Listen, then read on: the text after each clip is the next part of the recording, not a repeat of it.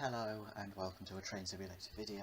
This isn't going to be the usual kind of thing where I drive a train incompetently and occasionally swear.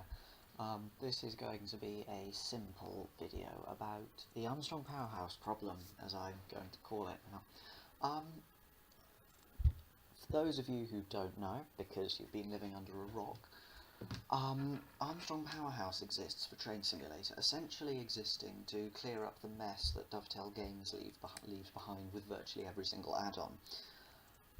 They go and get actual sounds from actual trains, which is a novelty, puts it up, touches up a couple of other things and calls it a sound pack, which is good. It is something that makes everything much better, and is generally something I'm in favour of.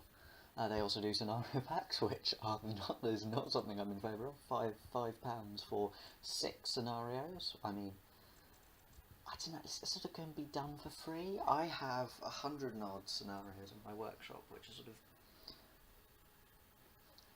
they appear to have the same features that all the other ones have. I was looking at their London to Brighton scenario pack trailer, which included special features such as adverse signals, weird, and also accurate traffic levels at Clapham Junction, which of course is impossible for anybody else to do, and is therefore worth a £5. So,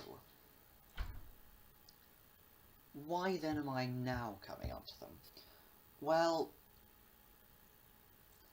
Armstrong Powerhouse appear to be changing tack slightly, and they appear to be going from the sort of charging slightly over the top, but I mean it can be justified. They can justify charging £5 for a sound pack, because it does take quite a lot of work. But then they've began to do these things called enhancement packs. Now, for example, Class 319 sound pack, which you remember had various added features, and it still was the £5, and that's incredibly good value. But these enhancement packs aren't such good value. For example, the Class 150-1 enhancement pack. These are all enhancement packs. Costs £9.99.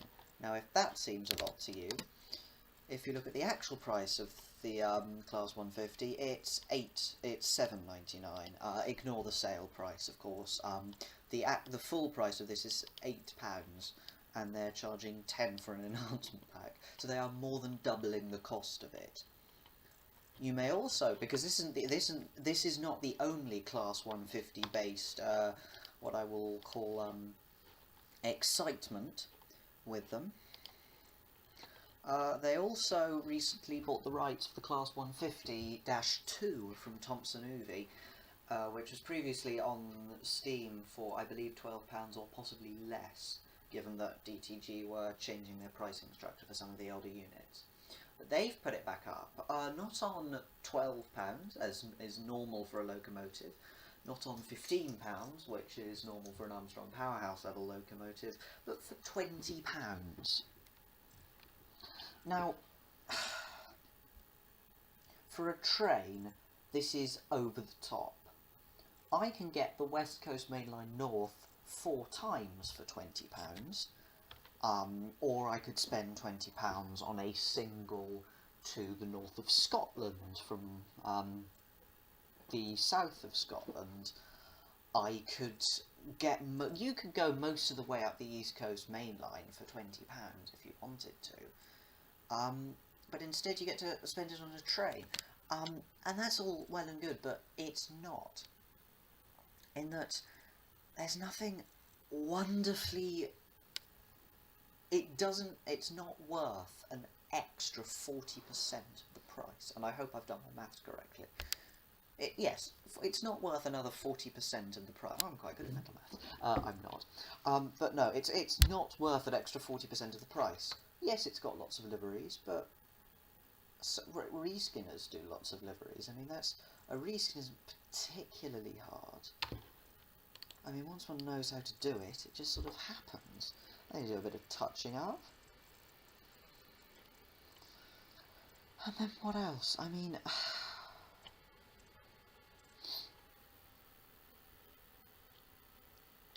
if we look at the reviews, people are very complimentary, as you know. I don't think it's bad, and in general, I think Armstrong Powerhouse is good, and they produce quality add-ons, but they are charging horrendous prices for them. And if you look below the Class 150, you go to the Class 205. Now, that was originally £20, I believe, but then it had a, quote, permanent reduction in price to £15. And of course, the word permanent seems to have a different meaning in Armstrong Powerhouse's vocabulary, because it's now back up to £20. Now, for those of you who would like to see evidence, well, I looked at Armstrong Powerhouse's Facebook page, and they've removed the post, which is great. And it's not the only examples of removing posts that Armstrong Powerhouse has. Now, of course, on a public Facebook page, there's a certain amount of spam, and the internet is in general is not the best place. In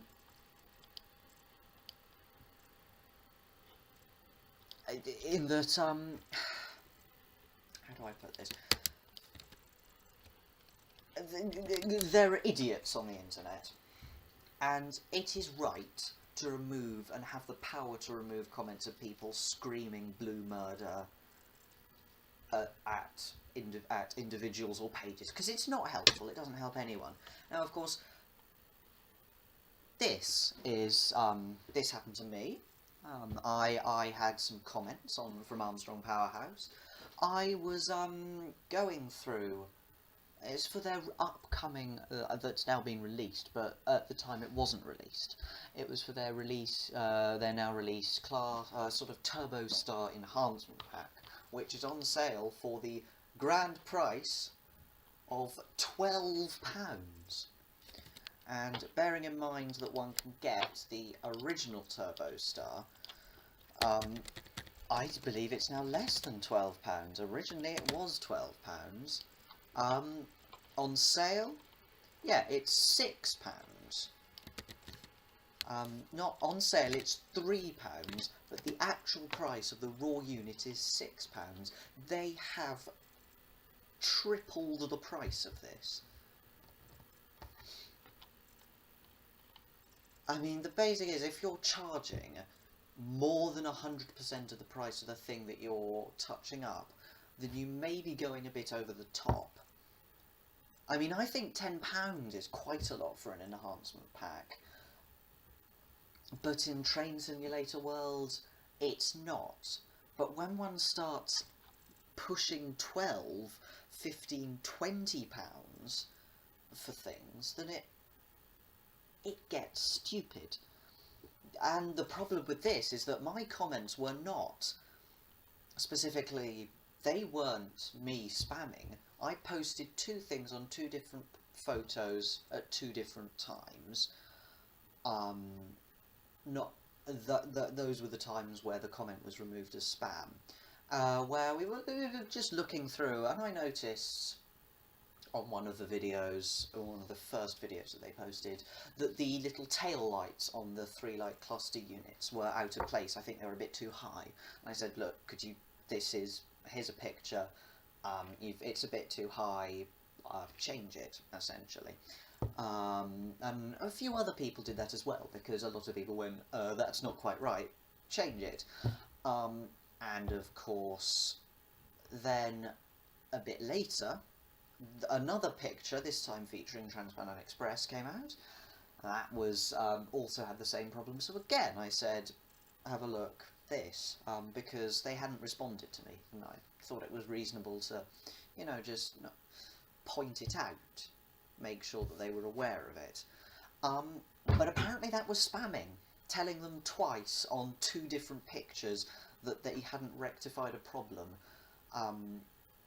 is spam, apparently, which means that all sorts of things. No, it is the beginning of censorship, and it's a bit tedious, where, I mean, that sort of comment, which is, you've done something wrong, and it wasn't just me going, you've done something wrong, you've done something wrong, you've done something wrong.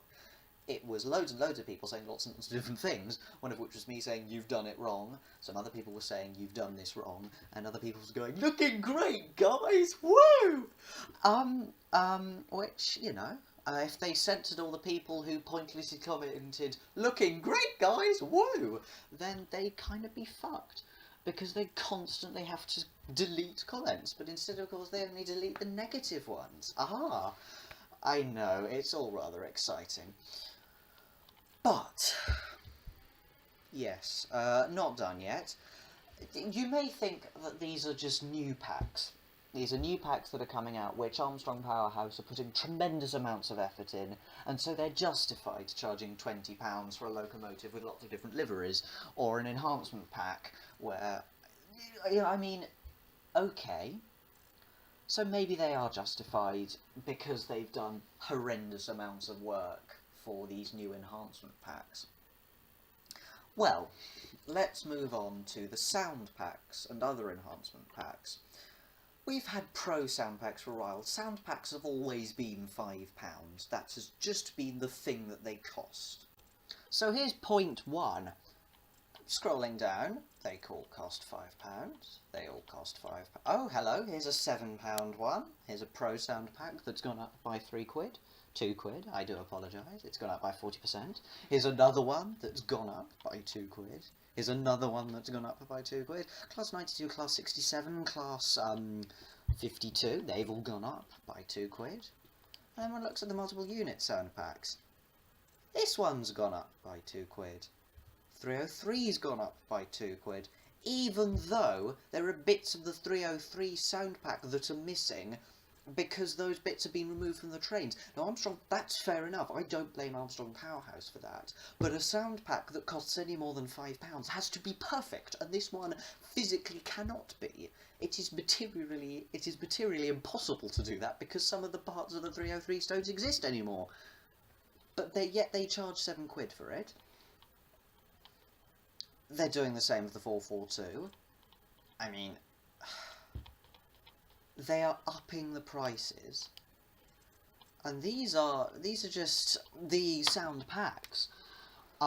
This of course brings me on to point 2.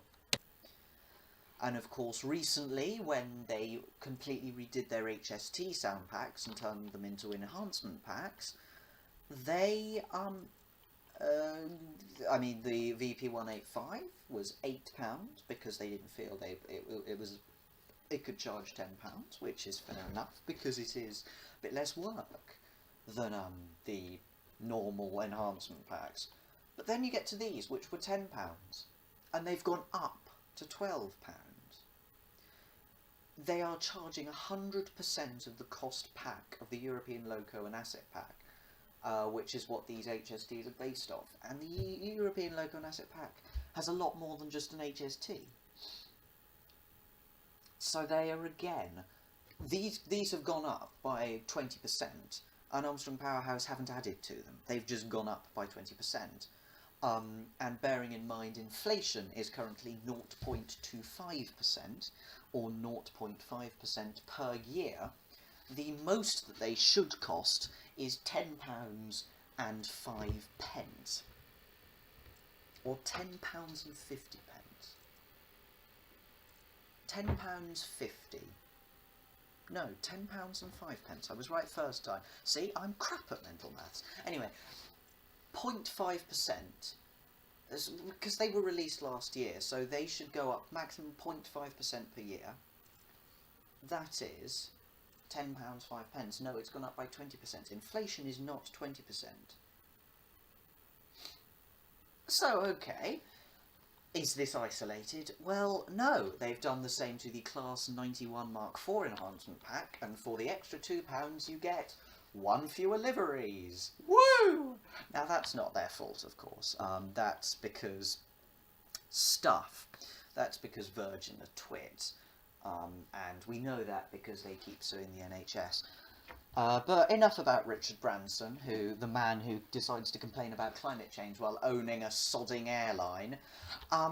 Back to Armstrong Powerhouse. So they've put that pack up by £2, and for that... No, actually, I'm being unfair, they did release an update recently, which was they made the sounds bassier. £2 to just touch a knob for a couple of ticks. I mean, good grief.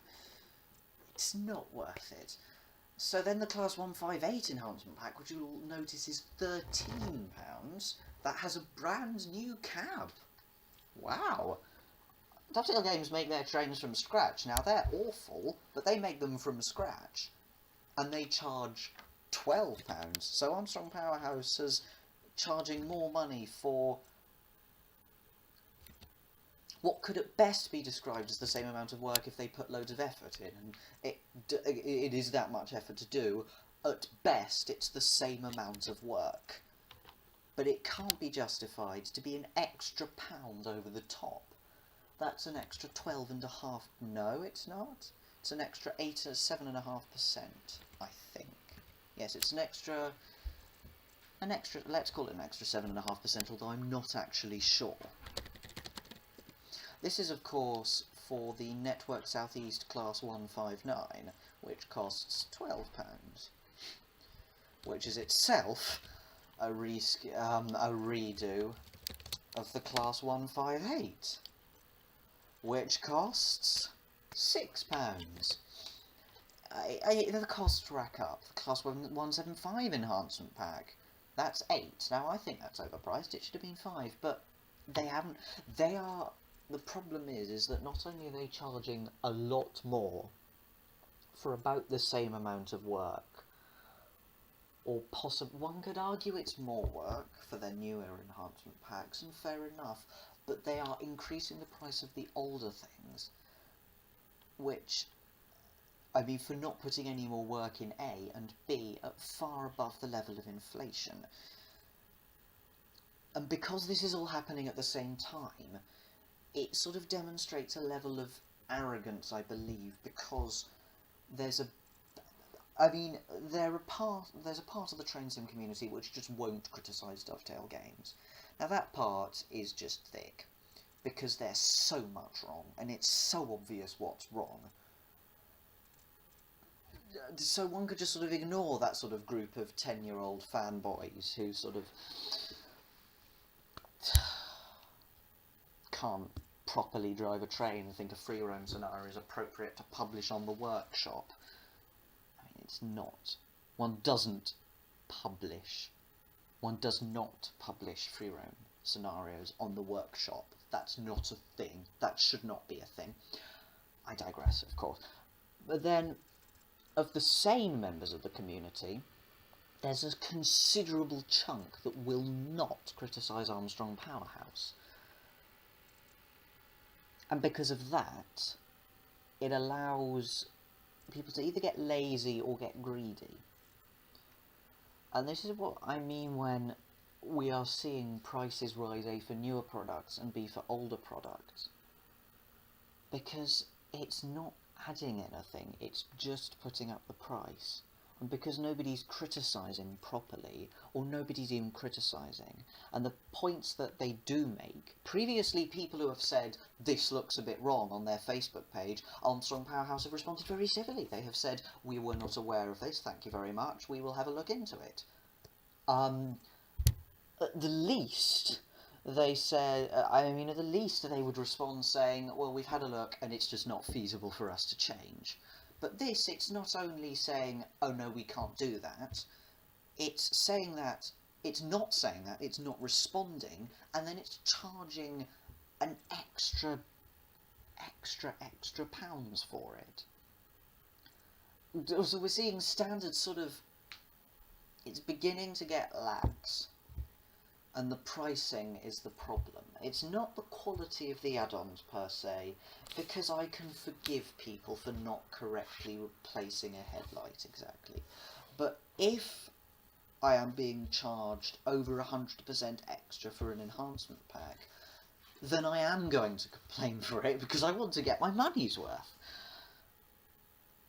And there lies the problem. We have a general community who will not criticise, and this allows them to hike up the prices, make everything more expensive, and not put that much more work in.